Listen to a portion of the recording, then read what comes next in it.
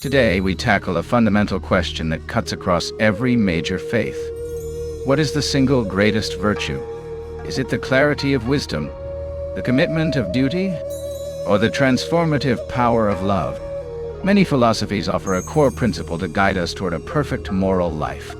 To truly understand humanity's deepest moral answers, we must dive into the essence of three profound concepts: Ihsan from Islam, Agape from Christianity, and Metta from Buddhism. Each offers a unique perspective on the path to goodness. Let's begin by examining the ideal of excellence in the Islamic tradition. In Islam, the moral life is often summarized by three interconnected terms: Islam, or submission to God's will; Iman, or faith; and Ihsan. While Islam is about outward action, and Iman is about inner belief, Ihsan is about the perfection of both. The word Ihsan is often translated as excellence, beneficence, or doing beautiful things.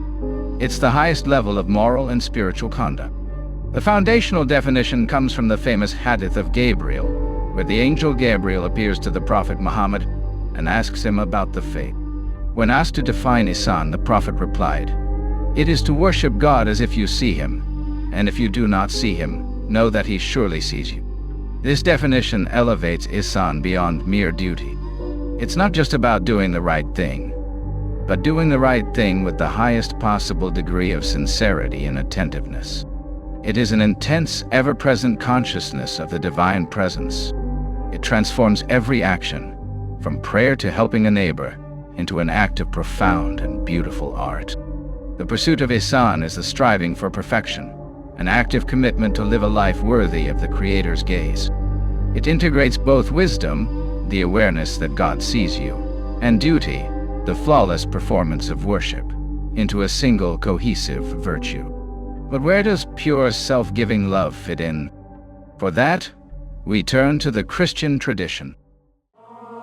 The New Testament uses several Greek words for love.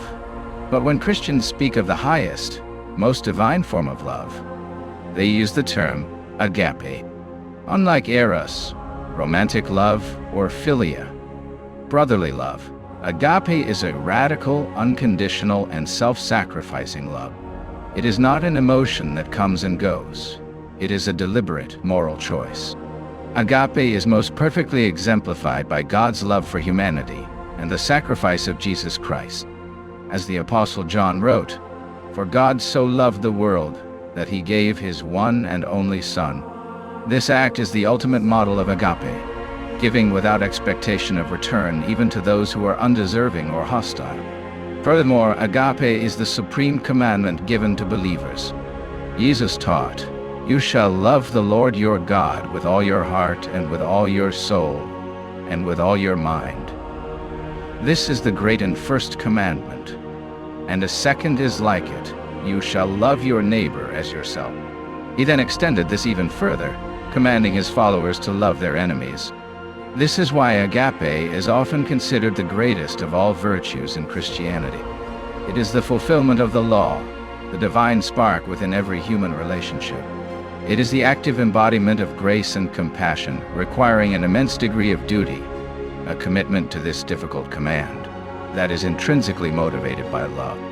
While Christianity grounds its moral center in divine and neighborly love, Buddhism offers a path centered on an expansive, limitless benevolence. In Buddhism, the path to ending suffering, the cycle of samsara, is often cultivated through the four sublime states, known as the Brahma Viharas. The first, and perhaps most foundational of these, is Metta, which is best translated as loving kindness or benevolence. Metta is the wish for the happiness and well-being of all sentient beings without exception. It is not attachment or pity, but a warm, friendly, and expansive feeling of goodwill. It is a radical antidote to fear, anger, and hatred. The cultivation of Metta typically begins with oneself, then extends to loved ones, then to neutral people, then to difficult or hostile people, and finally to all beings in all directions.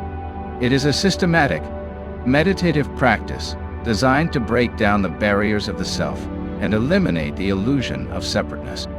While agape is often seen as flowing from God, and Ihsan is defined in relationship to God, Metta is a quality developed entirely within the human mind. Its goal is not simply moral behavior, but a profound shift in consciousness. It is the wisdom that all beings are interconnected, and that wishing harm upon another ultimately harms oneself. This realization fuels the duty to act with compassion. Karuna is the complement to Metta. Metta demonstrates that the highest form of love can be a form of profound intellectual and spiritual liberation. So we return to our central question: is the greatest virtue love, wisdom, or duty? The magnificent insight offered by the Grand Tapestry of Belief is that these concepts are not in opposition. They are woven together at the moral core of humanity. Ihsan is the perfect execution of duty, informed by the wisdom of God's presence, leading to a beautiful outward expression of faith. Agape is a radical love that becomes a divine duty, requiring the wisdom to see the inherent value in all people, even your enemies. Metta is born from the wisdom of interconnectedness, which manifests as an expansive, non-judgmental love and compels the duty to relieve suffering. In every case, the highest virtue is an act of intentional perfection. Whether you call it Ihsan, Agape, or Metta, the goal is to transcend self-interest and act with a profound, selfless intention. The thread that connects these three concepts is the move from a simple transaction, I do X, I get Y, to a state of being, I act with total excellence, love, and benevolence because it is the highest state of existence. It is here, in the striving for the ultimate good, that the different paths find a common destination. Join us next time as we continue to explore the questions that shape our world.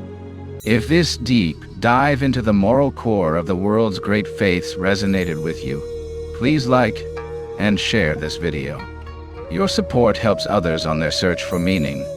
And don't forget to subscribe to become a part of our community and explore the Grand Tapestry of Belief with us.